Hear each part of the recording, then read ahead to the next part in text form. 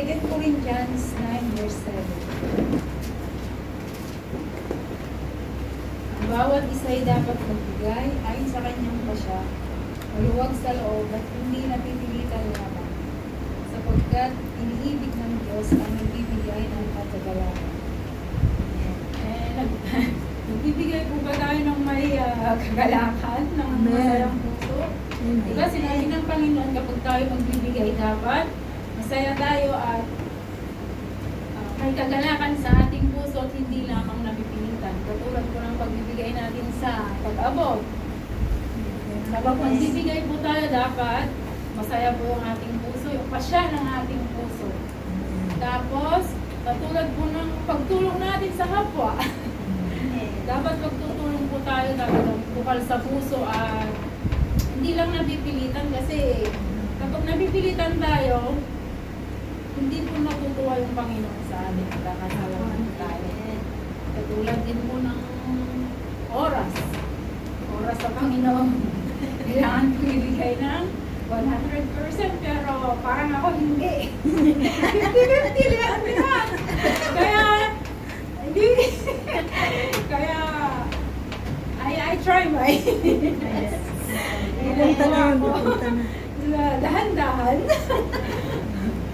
And then, marami pa pong dapat ibigay na pagbibigay na dapat maging masaya po tayo. Patulad po, maraming bagay kasi yung oras, yung lahat ng bigay ay maliit man yan o malaki, dapat galing sa ating puso at hindi lang napipilitan kasi God loves a cheerful giver. Generous, maging generous tayo kasi lahat ng meron tayo na wealth, lahat galing sa Panginoon. Kaya huwag tayong pag-amot or gano'n, dapat magbigay tayo kung ano yung laman ng ating puso. Kasi yan yung kinarulugan ng ating Panginoon. Amen. Nanahin po tayo. Panginoon, maraming salamat po sa gabi dito. Hindi po dito na nagkasama-sama. Maraming salamat po, Panginoon, sa paggabay at biyaya na binibigay mo po sa amin. Maraming salamat po sa pagtuturo, sa pagbibigay. Maraming salamat po sa pagtuturo ng may masayahing puso na hindi lamang po napilitan. Panginoon, ikaw po may-ari lahat, ikaw po yung may gawa lahat. Kung ano man po meron kami ay galing po sa inyo. Grateful po kami, Panginoon. Bibigay po kami kasi taos po sa puso namin, bukal po sa aming puso.